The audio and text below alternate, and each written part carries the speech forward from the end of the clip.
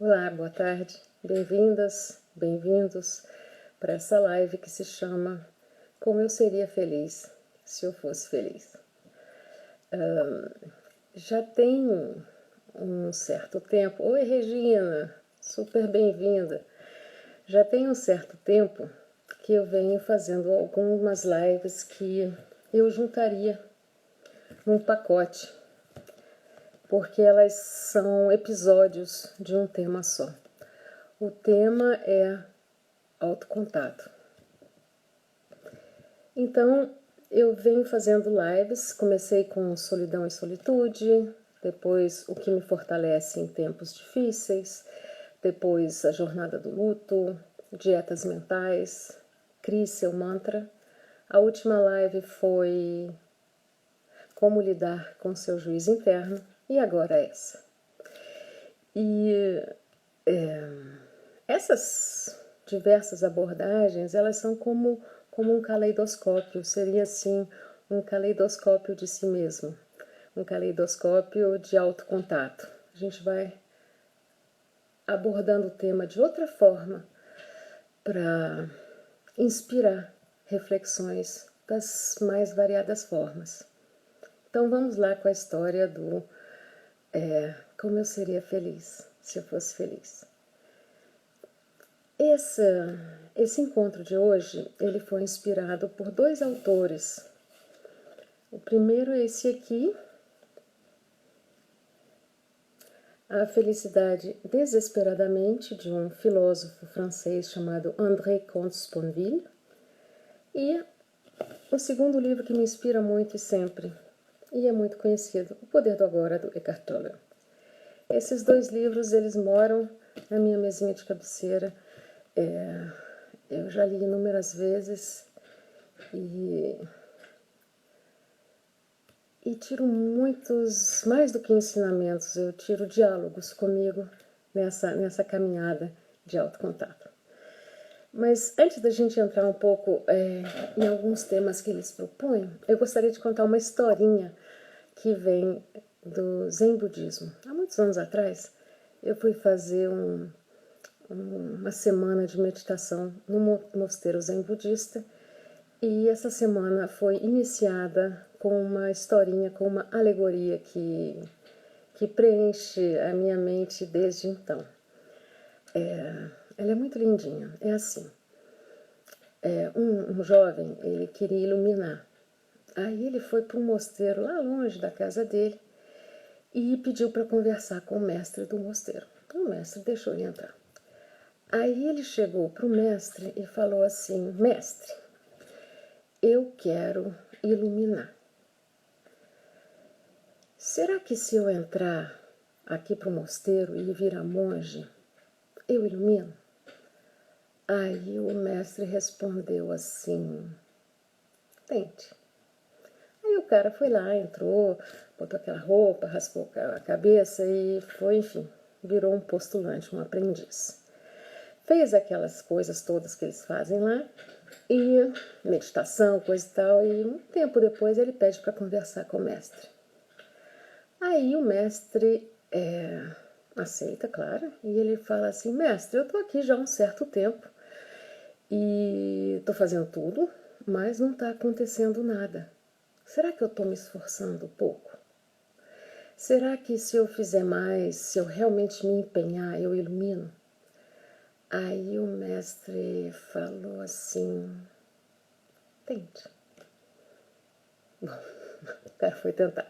E fez, e aconteceu, e jejuou muito mais, e meditou muito mais, e etc, etc. E o tempo foi passando, e ele ali se esforçando, chegou uma hora que ele não aguentou mais, voltou para falar com o mestre. Ele falou: mestre, olha só, não está rolando, não está acontecendo nada, eu vou sair daqui, enfim, não acontece. Mas antes de eu sair, eu gostaria de ouvir o seu segredo, porque o senhor é conhecido aqui na região inteira como o iluminado, e eu não consegui. Aí o mestre fala: é tão simples. Quando eu estou com fome, eu como. Quando eu estou com sede, eu bebo. Quando eu estou com sono, eu durmo. No resto do tempo eu vivo a minha vida. Narra a lenda que o aprendiz ele se iluminou naquele momento. E acabou a história. Eu adoro essa história, porque ela me acompanha sempre que eu me sinto correndo atrás da cenourinha, né? Aquela coisa do burro correndo atrás da cenoura. E ela sempre me volta à mente. O que essa história me ensinou tanto que eu começo essa live contando essa historinha para vocês? É a cilada do próprio imaginário. E essa cilada do próprio imaginário, se a gente fala em autocontato, e é um tema recorrente nas lives, essa coisa que eu já falei na live, acho que foi Cria um Mantra, que eu falei, na Capela Sistina tem Deus e Adão fazendo assim, e eu uso muito esse símbolo como eu fazendo contato comigo mesma, com o meu eu profundo, com a minha essência, que é algo que só eu sou. Cair na cilada do imaginário e se deixar seduzir por ele é uma pena. Porque, primeiro que não dá para não imaginar, não dá para não ter um imaginário de felicidade, um imaginário de criatividade, um imaginário de uma vida melhor.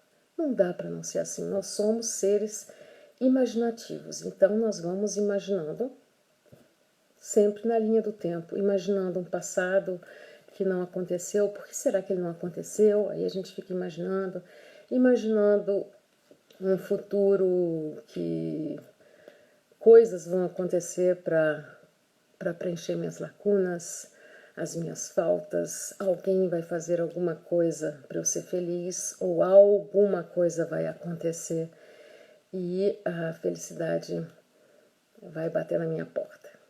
Como diz aquela música tão bonitinha do Gonzaguinha. E já que a gente nunca vai parar de imaginar, e é tão bacana imaginar, a ideia é dialogar com o próprio imaginário, dialogar com o que se imagina, dialogar consigo mesmo. E para isso eu sempre vou bater numa mesma tecla. Aliás, essas lives são tipo samba de uma nota só, eu sempre volto para os mesmos pontos. O primeiro ponto, que é muito importante, é de estar consigo. Reservar momentos do seu dia, da sua vida, da sua semana, como você quiser. Momentos em que você esteja só com você mesmo, onde o tal do juiz não vai atuar tanto quanto aquilo que a gente conversou na live passada. Ou se atuar, você vai lidar com ele. É importante estar só, é importante imaginar quais são as questões, as coisas, os temas, as atividades que te inspiram, que te trazem prazer. Funcionar a gente dá conta numa boa, mas o prazer de estar só consigo mesmo e achar isso muito bom. Para nada. Não é para mostrar para ninguém e nem é para ganhar nota boa e nem é para ganhar like. É só para si mesmo. Esse é um ponto fundamental na lida com o que a gente tem de mais puro, de mais bonito e criativo e que muitas vezes passa batido nessa correria da nossa vida. Essa historinha do monge, ela fala uma coisa muito linda. Ela fala da desespetacularização das coisas. A iluminação, na ideia daquele monge, era simplesmente estar aqui e agora, plenamente aqui e agora.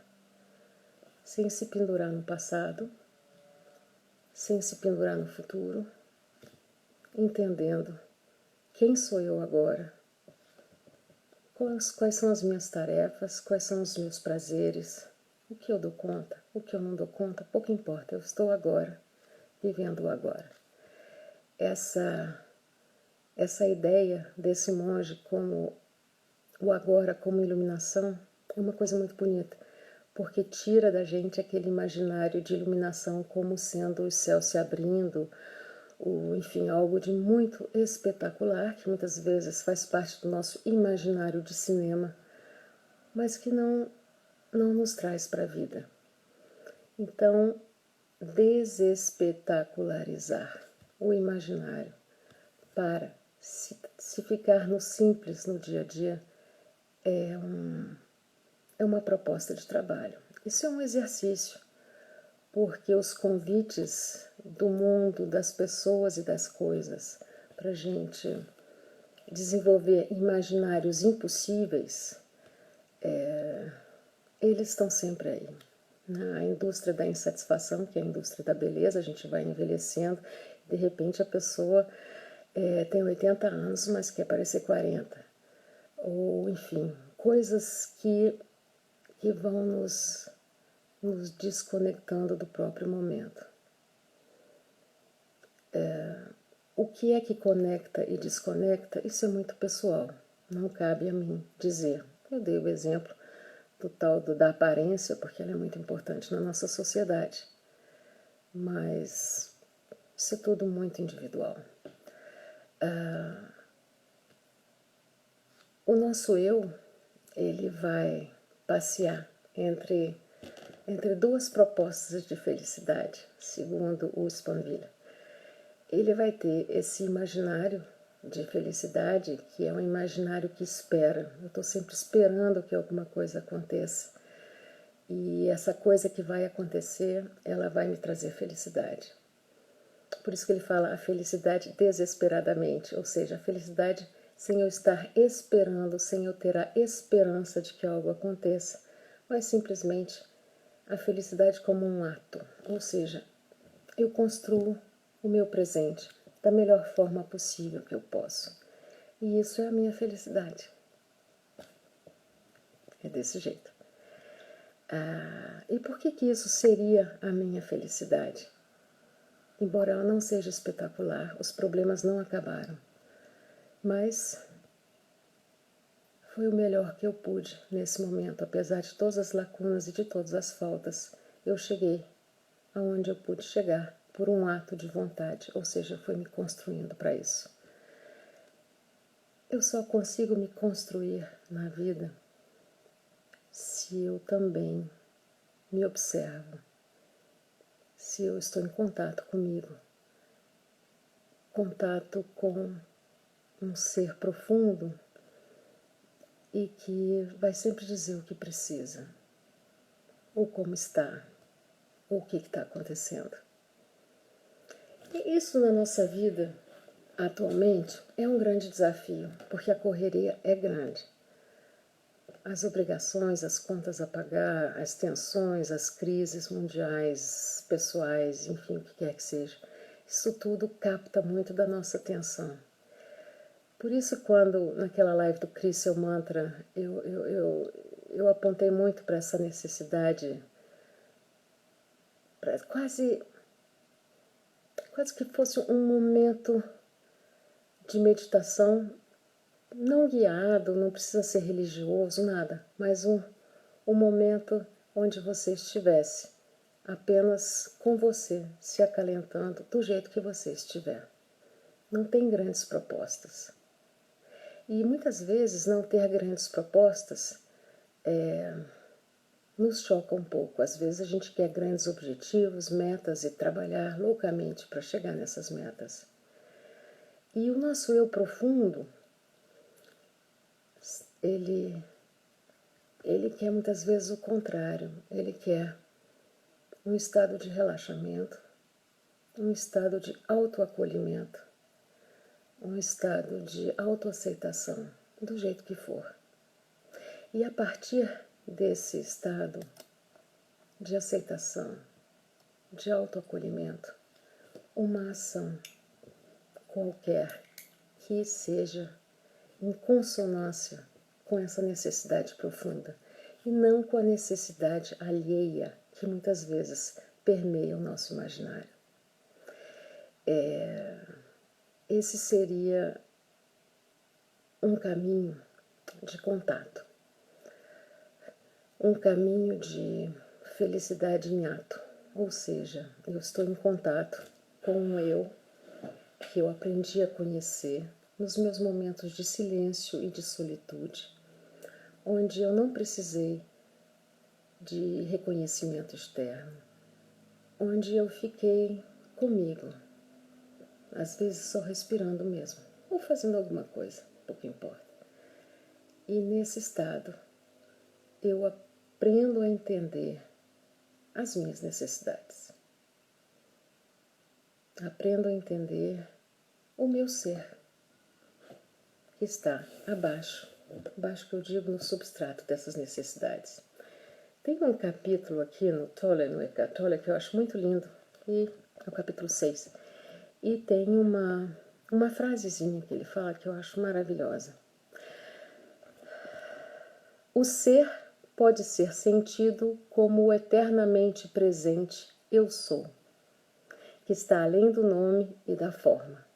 Sentir e, em consequência, saber que você é e permanecer nesse estado, profundamente enraizado nesse estado, é o que se chama de iluminação. É essa a ideia. É a ideia de se criar contato com essa raiz profunda e de não fazer nada com isso, só ser ali. Não precisa ter produtividade. Pode ser que aquilo inspire esse contato, esse enraizamento, inspire alguma ação, mas ela é consequência. Ela é consequência de um estado onde eu me permiti ser. Eu acho que essa é a ideia. E na minha experiência de vida e de consultório, eu pude perceber e ter certeza de que a entrada nesse lugar quase que relicário, lugar sagrado, o estar nesse lugar é profundamente inspirador para se fazer inúmeras coisas. Uma mosquinha. Eu já tive também várias experiências de consultório, onde a pessoa relatou a total incapacidade de fazer isso, de estar aqui, de estar agora, enfim, de fazer o exercício proposto. E não tinha qualquer possibilidade, ou muito poucas, de gostar do seu próprio presente. A atualidade não interessava. Como lidar então com isso? Como lidar com o imaginário de felicidade, mesmo que ele seja uma cilada, quando a gente projeta para o futuro, porque realmente o presente é insuportável. Esse é um assunto completamente frequente em consultório e eu acho que há várias formas bastante criativas de lidar com isso. Eu gostaria de contar uma. Quando uma pessoa aparece e relata a sua vida como a coisa mais sem graça do mundo e não reage a algumas propostas, né, de desenvolver criatividade, essa coisa toda, eu faço uma viagem no tempo. Então, teve uma vez que eu fiz uma viagem no tempo com uma paciente. Ela estava relaxada lá e tal, e aí eu propus que ela imaginasse que ela acorda 5 anos depois e que a sua vida tinha virado, tinha se transformado em tudo o que ela quis, tudo o que ela sempre sonhou. E aí pedi para ela ir me contando o que era aquele dia, o que ela estava fazendo, quem ela era. E ela foi me contando. Então é simples. Acorda, como é que é a casa, como é que é o café da manhã, e vai vivendo aquele dia e tal. E é o dia perfeito, tudo é perfeito, e todos os seus desejos são realizados e ela está feliz. Aí eu fiz isso. E ela contou. E aí depois ela me perguntou, tá, mas isso aí não tem nada a ver com o meu momento atual. E a chance de daqui a 5 anos isso acontecer é mínima, porque há 5 anos atrás eu estava na mesma situação que estou agora, etc, etc, etc. Aí o trabalho, e esse é um trabalho legal com o imaginário, o trabalho foi ancorar aquele imaginário de futuro em relação ao qual ela achava que não tinha nada em comum, ancorar no presente, ou seja, descobrir quais são os recursos, quais são as sementes de recursos, o que de mínimo ela tem que está em consonância com aquele dia perfeito, com aquela vida perfeita 5 anos depois. Eu nunca vi na minha vida, pode ser que tenha, eu nunca vi, uma pessoa não ancorar o seu imaginário de futuro no seu dia a dia. Muitas vezes ela não para fazer isso porque a correria é grande.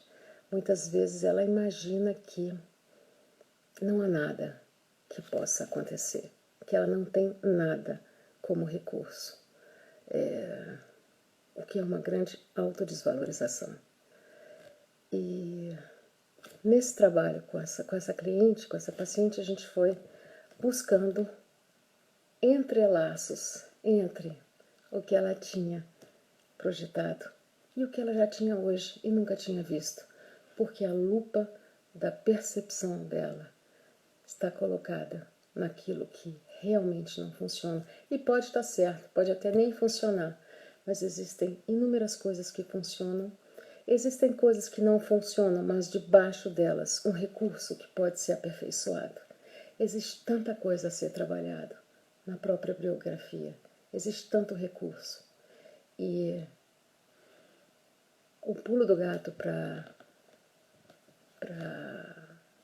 trabalhar esses recursos é exatamente sempre o mesmo ponto: autocontato, tempo consigo mesmo, criatividade nesse tempo consigo mesmo. Nas outras lives eu falei de escrita, de escultura, enfim, sei lá, inventei umas coisas aí, algumas eu faço, outras eu inventei mesmo, porque eu não sei fazer escultura. Mas eu acho que o grande barato da vida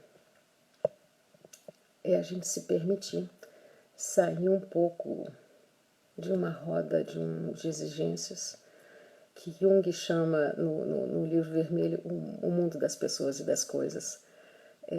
Deixar um pouco esse mundo e se permitir penetrar em outro mundo.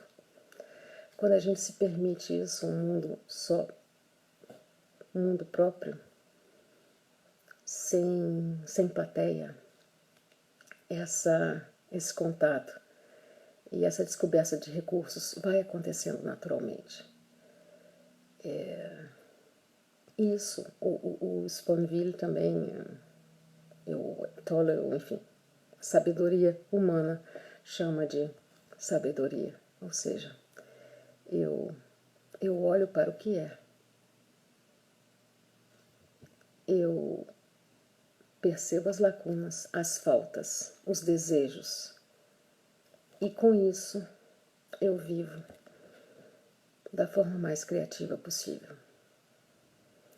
Ou seja, felicidade como construção, como um ato voluntário de reconhecimento do que é agora.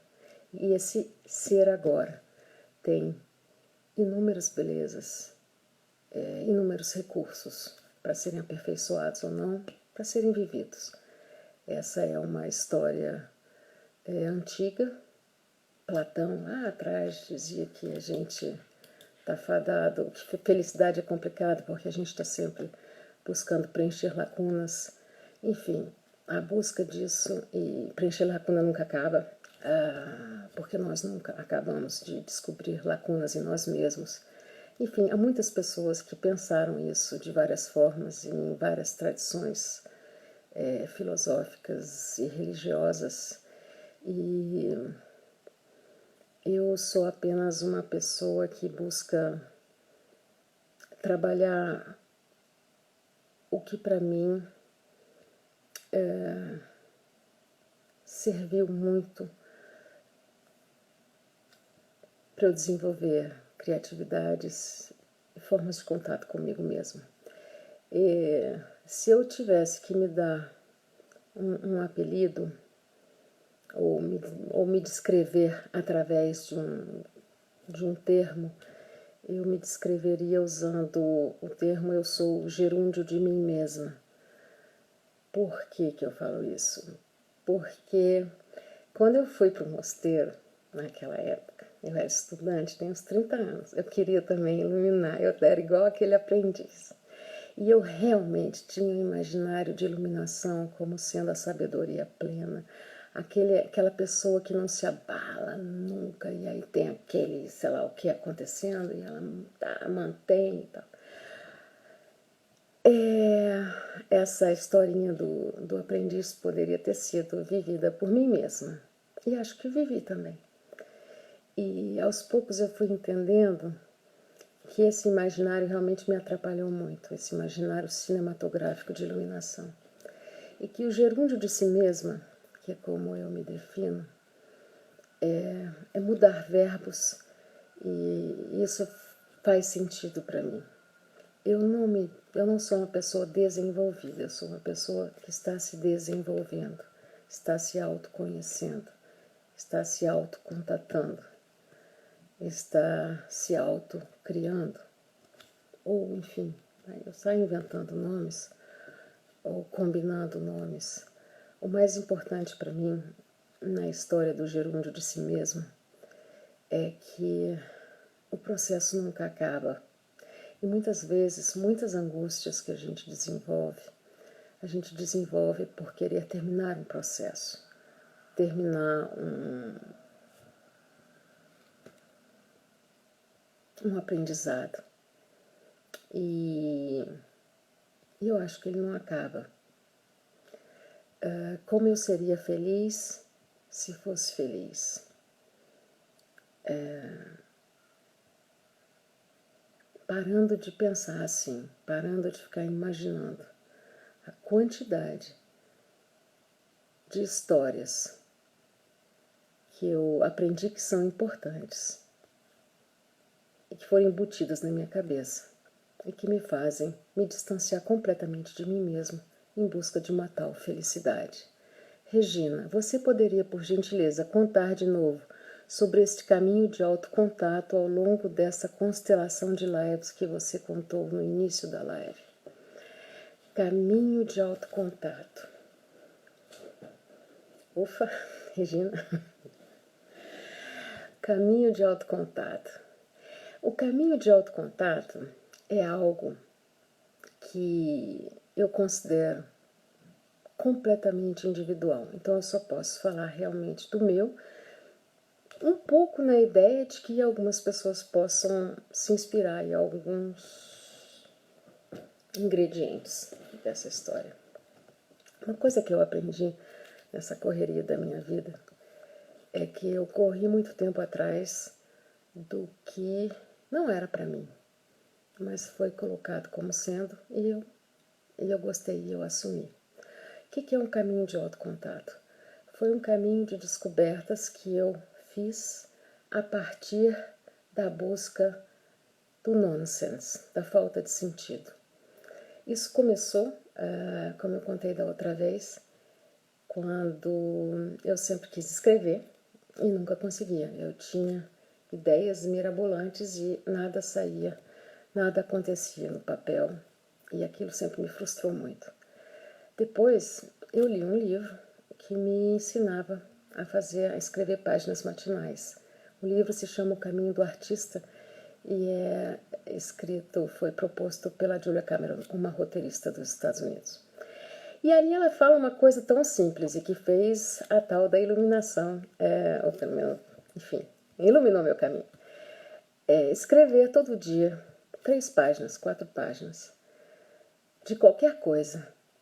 Não é para ser bonito, não precisa ter nexo, eu posso escrever qualquer besteira, de qualquer jeito, sem sentido, sem nada.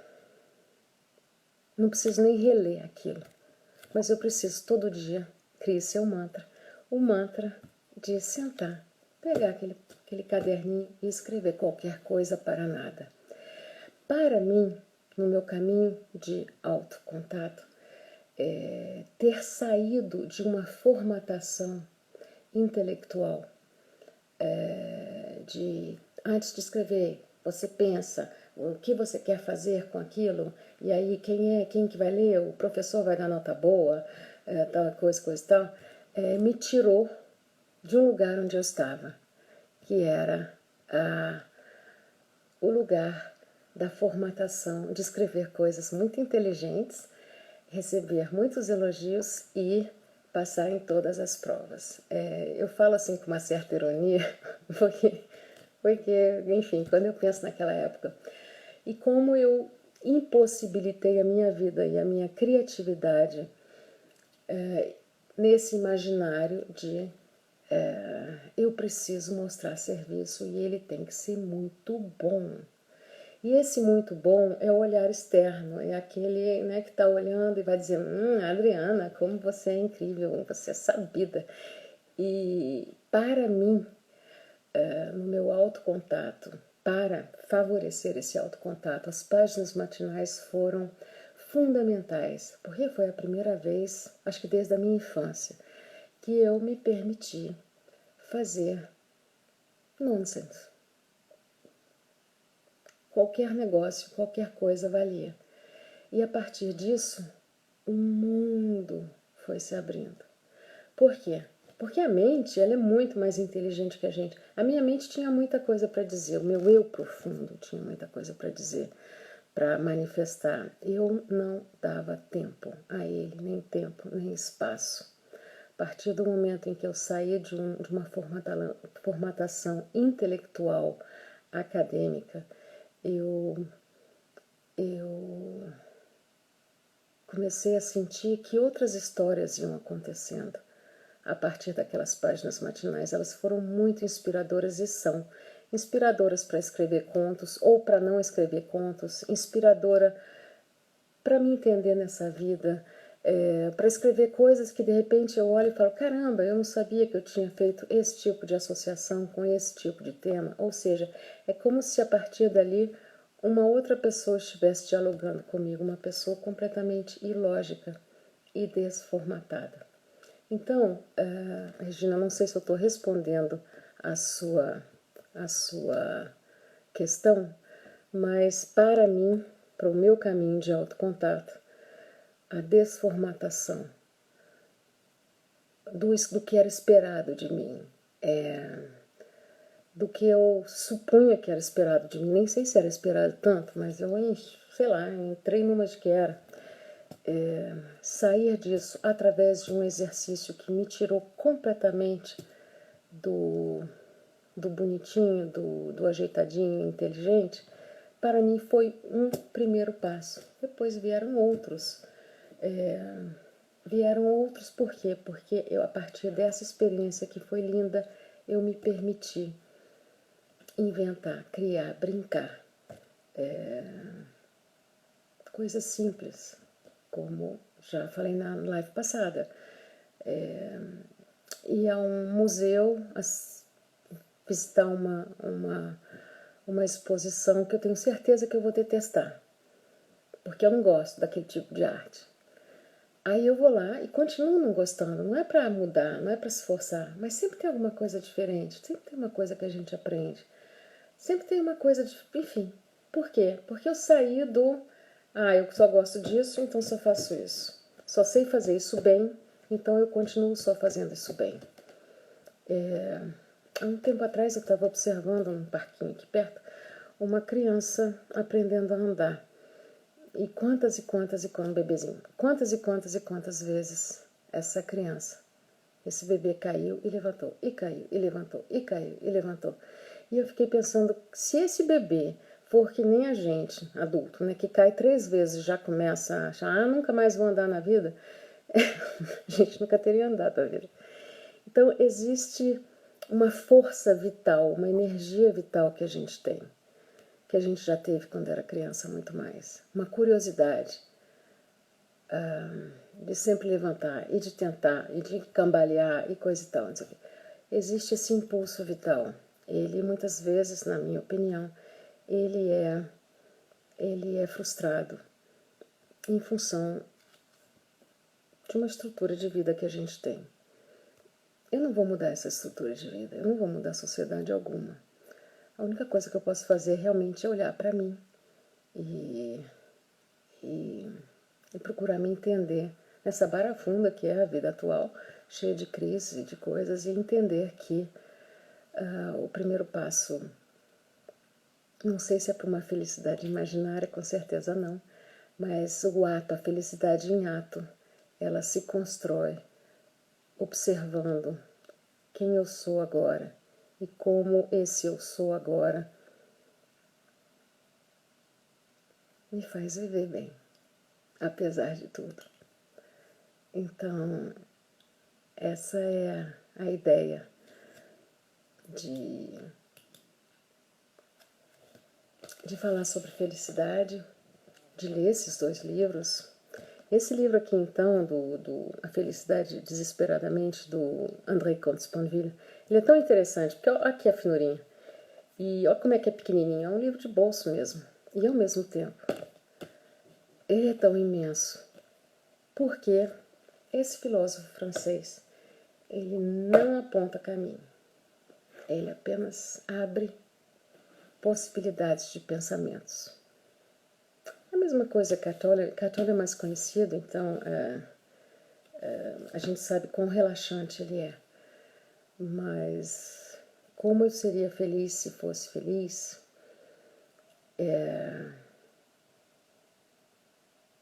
traz essa proposta, ou seja, essa live traz essa proposta de se despedir um pouco do imaginário, depois que ele foi observado como sendo um imaginário muito construído de fora para dentro, e imaginar formas de contato, de autocontato, que possam trazer esses atributos, que possam te deixar ser em você mesmo, sem grandes expectativas, apenas o acalanto e o acolhimento de si mesmo. Essa é a proposta da felicidade, ou vamos dizer assim, de um espaço onde a gente pode ser, pode se permitir ser como se é, e isso já ser muito bom, muito bom.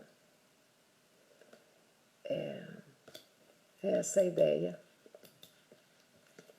Se alguém tiver alguma sugestão, alguma pergunta, senão a gente vai pouco a pouco chegando ao final dessa live. E obrigada pelo que você está tecendo com essa série de lives. O imaginar bem no presente com acolhimento. Apesar das crises. Até porque, para finalizar, contar um negocinho. Sempre que eu pego um livro de história para ler, né, tem história da Idade Média Europeia, tem história da colonização, tem isso, tem aquilo e tal. Sempre na introdução o historiador fala assim: fulano de tal viveu em tempos muito conturbados. Aí tá, se ele pega um outro livro de 500 anos depois, fulano de tal, em tempos difíceis. Realmente a história da humanidade é uma loucura, né? Então a questão de buscar o seu espaço de acolhimento, o seu espaço de felicidade, porque você se acolhe e se permite apenas ser, sem grandes expectativas de admiração, enfim, elogios externos, simplesmente você com você mesmo. Se você se permite esse espaço, você talvez faça, talvez com certeza, faça a experiência de que esse momento de ser apenas para isso é um momento, é um manancial de muita energia de vida, é um manancial daquilo que você tem e que é só seu. Então essa é a ideia.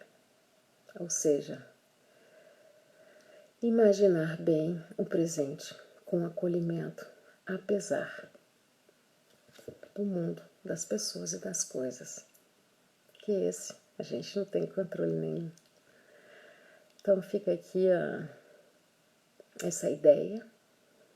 Agradeço a presença, agradeço a participação, eu agradeço vocês estarem aqui. E sexta-feira que vem, às 11h30, eu vou continuar com algum outro tema que eu não faço ideia, mas normalmente é muito bacana. Depois de lives eu sempre recebo um outro comentário, uma outra ideia bem bacana. Obrigada, Helena, por você estar aqui, GL, Fabiane, Regina. Muito obrigada por todos vocês que participaram e até a próxima. Tchau.